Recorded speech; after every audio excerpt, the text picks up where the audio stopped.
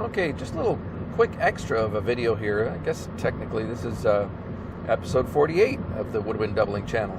I had a question from one of my friends who's also a frequent viewer of the channel, and he wanted to know, well, how I do all this stuff. So I've had an interesting little evolution in terms of the equipment that I use and the tools that I have available to make videos. So I guess I'll just tell you a little bit about that. Right now, you're actually watching me driving in my car with a GoPro camera. It's actually mounted to the visor, and I'm recording video from that. And I'm recording audio with a little lapel mic made by Rode. It's a Rode SmartLav Plus, and it's a great little lapel mic that's designed to be used directly into smartphones, or with a little adapter on it can go into other recorders. And I'm actually using a Zoom H1 recorder, running the Rode SmartLav into that right now, because SmartLav needs what's called plug-in power. I think it's about 3 volts power. Although my understanding is that the SmartLav actually may be capable of taking up to 12 volts. So I'm going to try a project soon where I use 2 SmartLavs and have it set up like that way for doing an interview segment. Now I've actually got 3 GoPro mountings in the car, as well as the one that I have here on the visor. I've got one right in the center of the dash that points just directly back, or I can mount a camera on it facing forward if I want to make a video of where I've been traveling, although I've got a dash cam in here as well.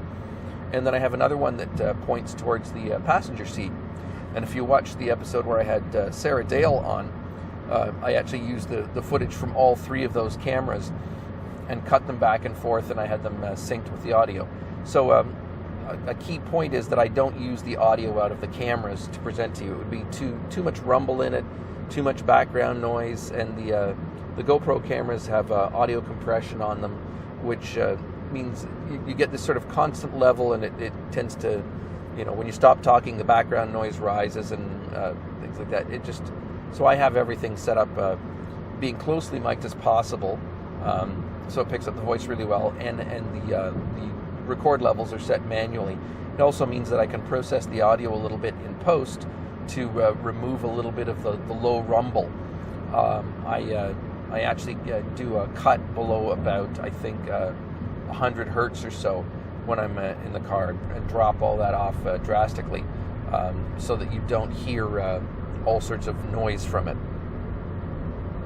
Now, as far as my regular videos, when I first started doing the channel, I'd just gotten myself a DSLR. I have a Canon T5i, and one of the reasons that I got the T5i is that it has a flip around screen, so you can actually see yourself as you shoot. So for those of us who have to be an all-in-one kind of operation where you have to shoot the footage yourself, and you have to be the narrator, the star, the creator of the whole thing. It makes it so much easier to actually see what you're doing if you can flip the screen around. Now, there are other little vlogging cameras and things like that that are designed to be used like that, and you can do stuff with that, like with phones as well. But I find the flip around screen on a DSLR is quite a handy way of doing that. And actually, if you look really closely at some of my earlier videos where I'm using the DSLR, you can actually see that I'm not looking right at the camera lens. I'm actually looking a little to the side of that to where the screen is. And I was trying to retrain myself to look directly at the lens, because it makes a better connection with the viewer. You'll notice in the car that I'm not looking directly at the lens, either because I'm looking at the road. And I don't know, I seem to be doing a lot of videos lately in the car, but it's an hour and a half that I've got of time that I could either be listening to the radio or audiobooks, or I could be trying to create some more content for the channel. So now the DSLR, I still always recorded sound as a separate thing, always use external mics. DSLR mics have a reputation for not being very good. The preamps generally are not very good. But if you decide to do that, if you have a DSLR already and it's got an external mic jack, there's a bunch of microphone solutions that work quite well for that. I tried a few different ones. one of the main tricks with shooting audio, if you're going to do it right out of the DSLR, is to get the level boosted fairly high. Use a microphone that has quite a hot output on it, so that you can turn down the preamps in the camera, and that turns down a bit of the background hiss. I have a Rode Stereo Video Mic Pro that I use with the DSLR, and it works quite well because it has this plus 20 dB option. It's got a hot output on it, and you can use that into the camera. It works a lot better. You can also get, they make another one that's more of a shotgun style mic.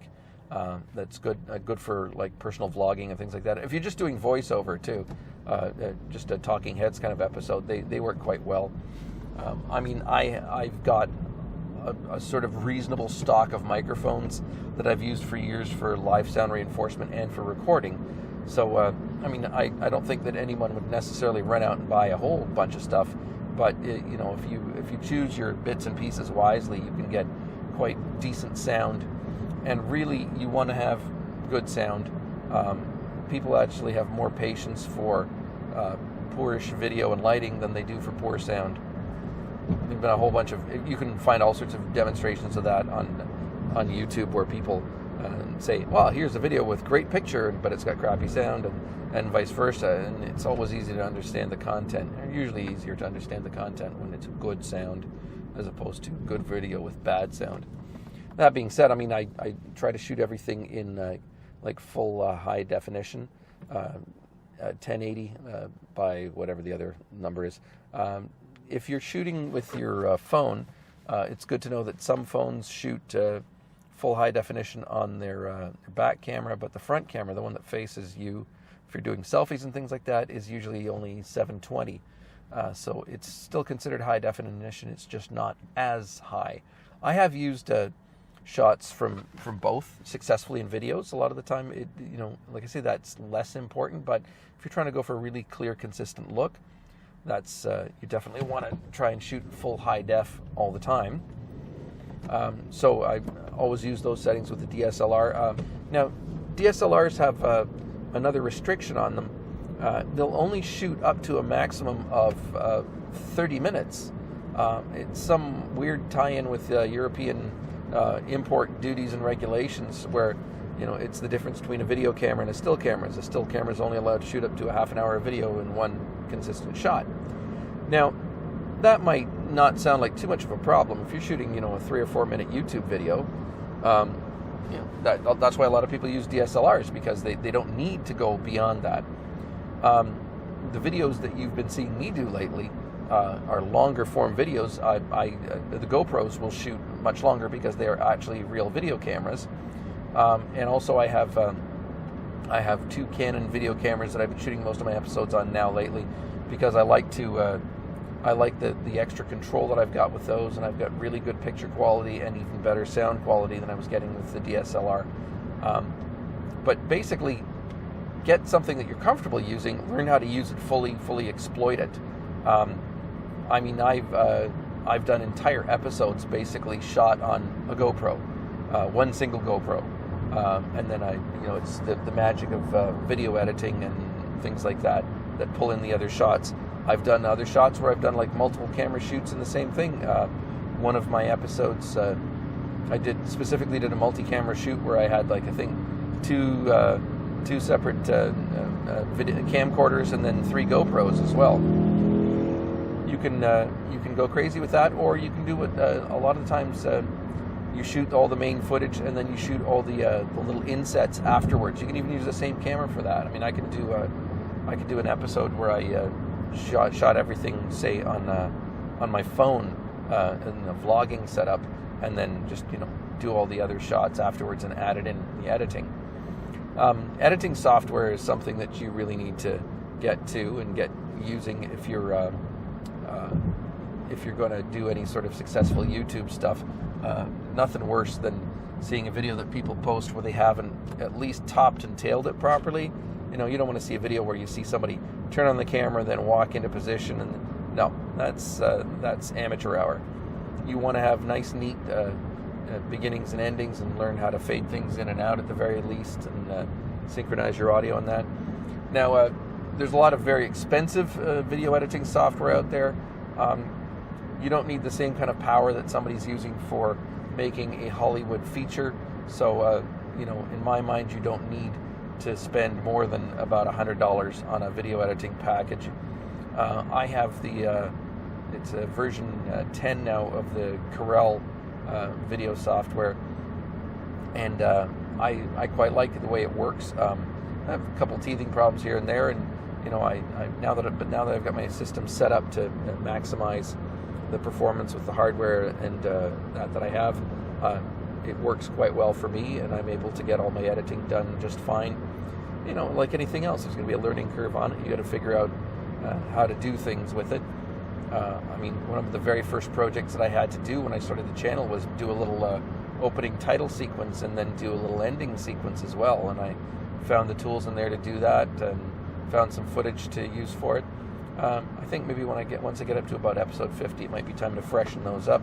But they've served me well so far, and I've saved those files. And now when I do an episode, I can just drag those files onto the top and bottom of my program material, and then I've got my opening and closing credits. So there's a lot of different software that will do things like that. But one of the reasons that I got the Corel package is that it will do multicam editing. And I've had varying degrees of success with that at different times.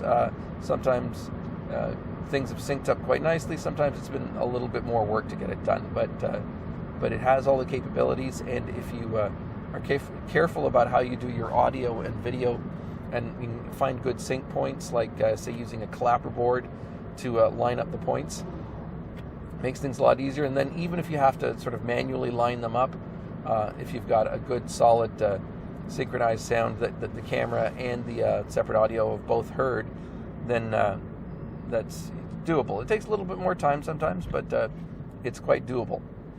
These things are also set up so they'll render things properly for YouTube and then be able to upload that. Now, I've also used, I have a Canon Vixia HF G20 camcorder. I like using that for shooting the bulk of my videos now, at least when I'm shooting at home. Excellent resolution, does what they call AVCHD files, which are very high quality, high definition files. You can get compressed files too, like MP4s and that, and edit quickly with them. But I like having the uncompressed files to start with, especially if I'm going to shoot at higher frame rates on some of the cameras for slow motion, or when I do time lapses and things like that. If you've seen any of my time lapse videos, all of those have been shot with GoPros. Very easy to do time lapse, and the GoPro comes out great. GoPro has their own software that will let you sort of compile a time lapse video from that, and then set how fast or slow you want the playback from that. So that's I don't use the GoPro software for everything, but for putting together time lapses, it can be quite handy. There's all sorts of other goodies that come along with the Corel video software right now. They've got lots of little plugins for doing taking out excessive motion. It's like with some of the video cameras I have, they have shake reduction in them, so that when you're hand holding it, you don't see all the trembling and all things like that. Most of the DSLRs will have some sort of reduction of camera movement systems in the lenses and that as well. Although if you're shooting yourself at home, that camera should be on a tripod. Lighting is a crucial thing for doing video. The GoPros work great outside here with daylight coming into the car. I never have to worry about the exposure on them. But when I shoot indoors, I'm always usually using my video lights that I built. I have a set of fluorescent video lights that provide really nice wide coverage, and I've done green screen things with them as well. I've also got another set of lights that I just got, like so many other things, buy them off Amazon. And they came with their own stands and soft boxes, and they're really nice for doing like photographic portraits as well as doing video lighting. But it is possible to do a lot of things, on a lower budget, and that if you've got some decent available light where you are, just really have a look at what you're seeing on screen. Don't be afraid to throw away poor footage, and learn how to do some cutting so you can take out a lot of the ums and ahs and gaps and pauses and things like that. Don't beat yourself up if you misspeak something. Just find a spot to go back to, start again. Some people use a bit of a cheat sheet script thing. I've done that before if I'm doing stuff. I think I did one episode that was completely scripted. I wrote out all of the frequently asked questions and their answers to them as well. But most of the time, my episodes are done like totally off the cuff. I might even have a little sheet that just reminds me what my general points are that I need to hit. But usually, I'm just like speaking about stuff that I know about, so I'm passing it on to you guys. So you can shoot videos just about anything. Get a little vlogging set up too with your phone. You can get little special little things for your phone that hold it neatly and let you hold a microphone. I have a neat little vlogging setup that I can do with my phone. I almost always take at least my phone and maybe a GoPro with me when I'm out traveling, because that way, if I have an idea for something or something happens that I want to capture and document, I've got it there. And then I'm able to share that with the people that watch my channel. Whatever you decide to do, it's like if you want to get involved in doing things on YouTube, well, go in, set up a channel. If you're going to be producing your own content that's not relying on other copyrighted material, then make sure that you get yourself set up with an AdSense account and Google monetization, stuff like that, so that when you start putting your ads out or your content out, yes, you'll have it set up so that they can have ads on it and you can actually start making money from it. Because I think one of the worst feelings in the world would be putting out a viral video or a video that went viral and then realizing you're not making a dime off of it because you didn't set it up as a monetized video. So if you think that something is going to appeal to somebody else, why not make some change off of it? Make some money off of that. To be honest, it takes a very long time for a kind of niche area like Woodwind doubling to start showing any money. I'm 6 months in and I haven't yet hit the threshold where I get my first payout, and that threshold is like $100. Haven't even made that much money on it yet. Eventually, yes, it will start to generate, especially because some of this content, it's not sort of like topical content that's going to pass in its usefulness. This should be content that stays useful for future generations of Woodwind players, and hopefully they'll be able to make some use of that as well. So definitely monetize your content, but watch out as well for anything that you've got that might stray into areas of copyright. Be very careful about things like that. So there, you can shoot with just about anything these days. I could theoretically just take my iPhone and a lapel mic and do an entire episode like that. I try to put a little bit more work into it than that. I tend to want to use the lapel mics for the voice so that it's captured nice and up close, but I tend to like to use a little mics that are a little further away for recording instruments. From some of the other videos that I've done, you've seen that I've used combinations of tracks where I do live playing with recorded tracks and things like that. I've done things too where I have like scrolling playback and record computer screens. The Corel Video Studio has a screen capture utility in it. It's the kind of thing that I think people use when they're playing video games if they want to make a YouTube recording of that and then upload it. A screen capture thing, very, very handy. And it will let you not only capture the full screen, but it will let you capture custom areas on the screen so that you can set the exact kind of area on the screen you want to capture. You can do screenshots from other things. I always keep around some photo editing software as well, because there's a lot of times I want to do still shots and make sure that they look as good as possible. I don't just pull the JPEGs out of the camera. I take the raw files on my still camera and edit those so that they look as good as possible, or as good as I can make them for the purposes here. And I've been trying to learn how to use all the paint functions and things like that, so that when I do videos that require little arrows and text and pointing and things like that, I know how to do all that. It takes a bit of time to learn these things, but the way that I found that worked for me was just start with some simple basic content where I'm just presenting myself, talking about the subject, and then getting fancy later on when I learn how to do things with like subtitles and stuff like that. It's been an interesting journey so far, and I think I'm coming up about 6 months, and I'm in that time. This is what, my 48th episode, so I'm cranking them out pretty decently right now. So if you do start up your own channel, let me know.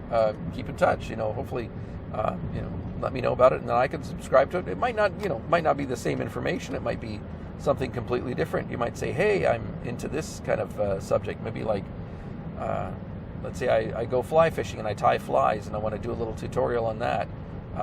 There's all sorts of cool stuff that you can do on YouTube. I bet you somebody who's watching this is saying, hey, yeah, I could use some of that information, that presentation style, and knowledge to do my own videos. So take it, run with it, like everything else I put out on here.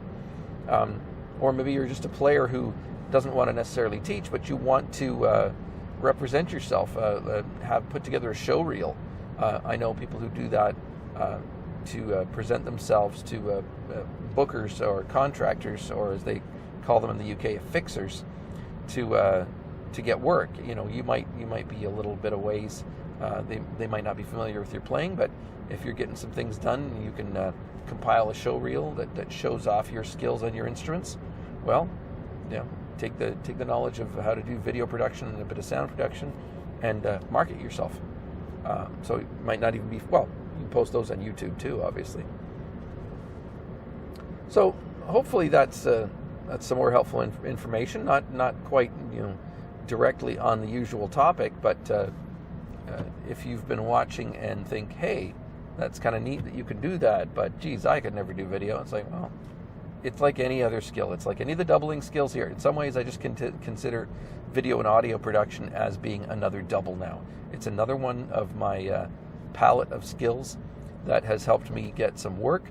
I've even done some promos for friends lately for their businesses, where they've been able to do promos for their own YouTube channels to introduce their business, and that's been kind of fun. And it's using those other skills, and if I can make a bit of money off of that, great. Sometimes it's just more fun than watching yet another TV series or something like that. So there you go, episode 48 of the Woodwind Doubling channel. Not quite talking about woodwind playing, but hopefully it's another skill that you might want to add to your palette of skills. If you have not subscribed already, please do so down at the bottom there. Hit the bell beside that if you want to get notifications every time a new video comes out. And I look forward to seeing you next time here on the Woodwind Doubling channel. Thanks for watching. Bye.